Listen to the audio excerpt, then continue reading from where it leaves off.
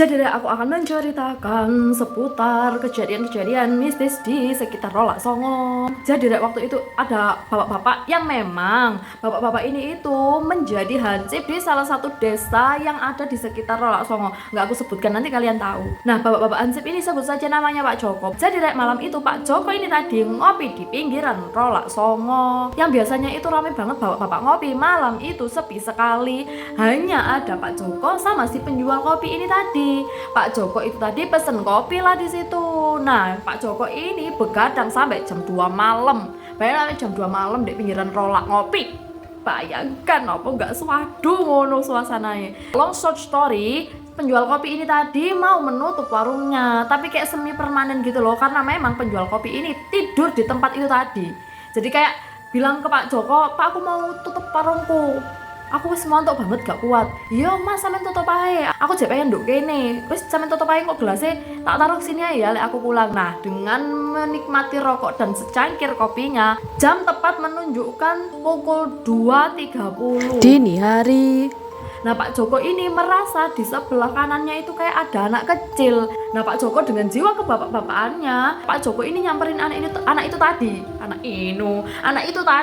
Niatnya itu mau ditanyai, kan sampai terjadi hal-hal yang tidak diinginkan. Jadi, ketika Pak Joko ini tadi mengejar anak itu tuh tiba-tiba hilang. Dan Pak Joko itu kayak ngerasa, "Alah, mungkin perasaanku ae. Yo lek arek iku mau, lah hewan kok kayak kambing ono telinganya panjang ngono loh." Jadi Pak Joko ini juga nggak yakin itu orang, anak kecil atau kambing. Jadi Pak Joko tuh kayak sepintas melihat ada telinganya yang panjang, kayak telinganya kambing itu loh, lah panjang menjuntai gini kan. Iso bayang nggak sih? Telinganya kambing yang panjang itu putih. Nah, akhirnya karena perasaannya sudah tidak enak, Pak Joko memutuskan untuk pulang. Ketika Pak Joko itu baru nyalain motornya, ada suara anak kecil kayak ketawa cekikikan di belakangnya Pak Joko.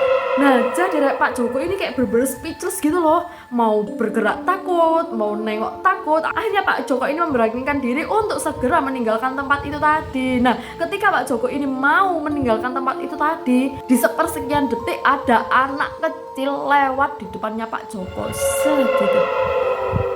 Akhirnya mau nggak mau Pak Joko itu mengikuti arah anak itu tadi nggak sih? Matanya Pak Joko maksudnya kayak gitu loh, apa ya tadi. Akhirnya Pak Joko pulang lah itu, seret.